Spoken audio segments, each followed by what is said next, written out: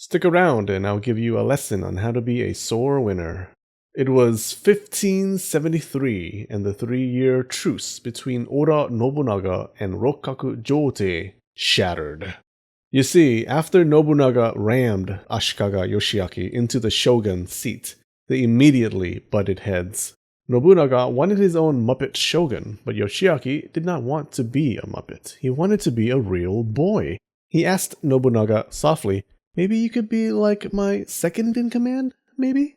To which Nobunaga replied, "Excuse me, bitch," and forced Yoshiaki to sign a hilarious order, an order that a proper leader had no business signing.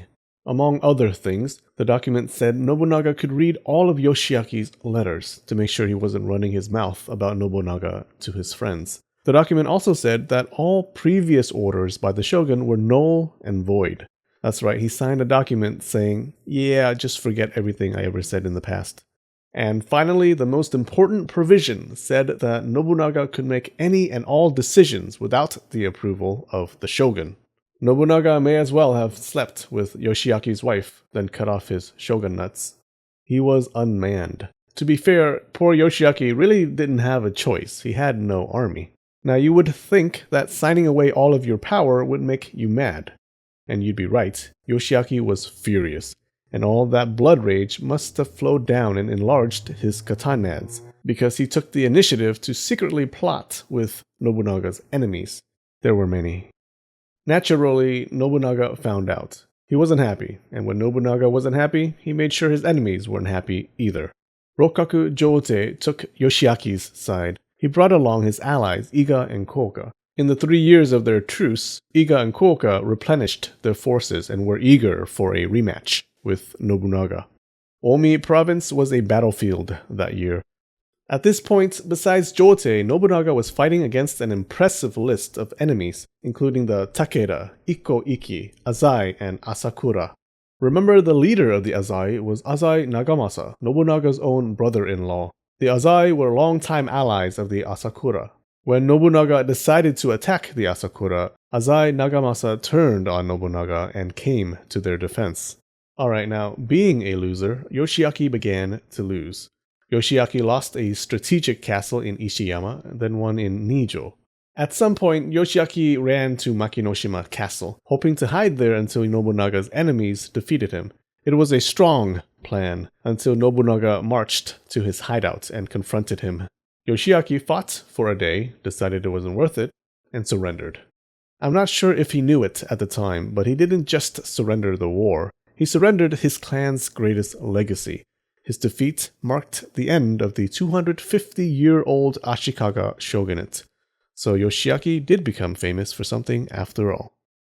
Nobunaga went on to gain a string of victories. Now, if you were a warlord, of course you didn't want to lose to anyone. But losing to this prick Nobunaga was the worst, because he was the biggest sore winner.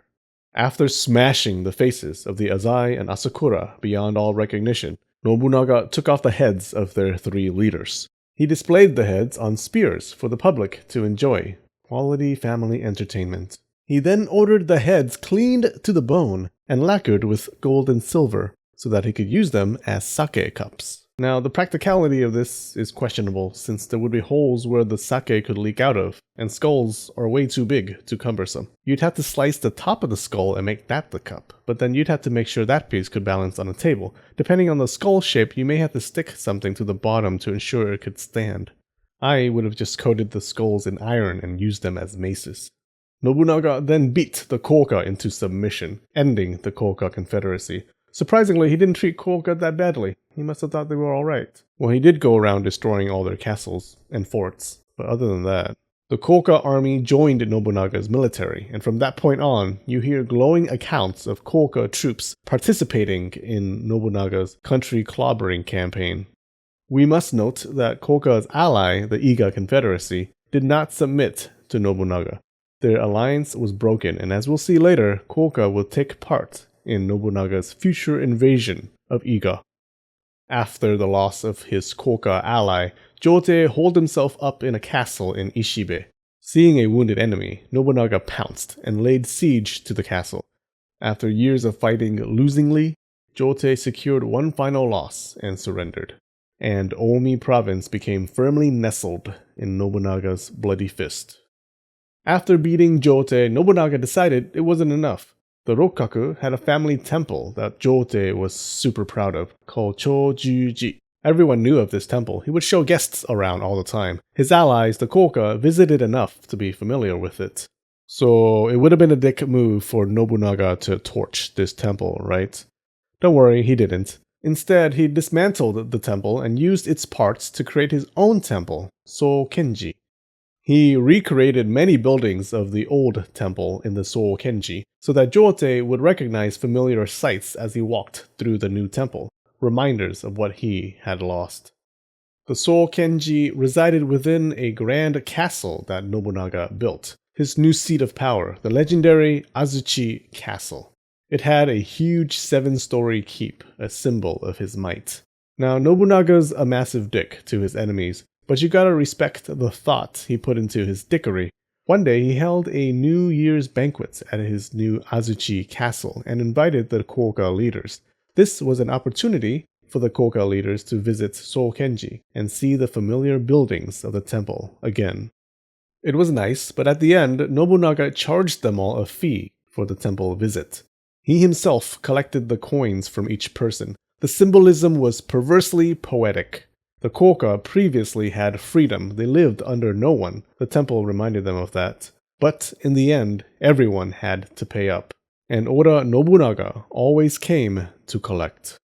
Hey guys, if you want to make me happy, just like and subscribe. It really helps. I want to thank the new patrons this week. We have Dazato Tatonka, I believe, and Jonathan Gatson. Thanks guys, I appreciate it very much. Love you all. Now go out there and spread the knowledge.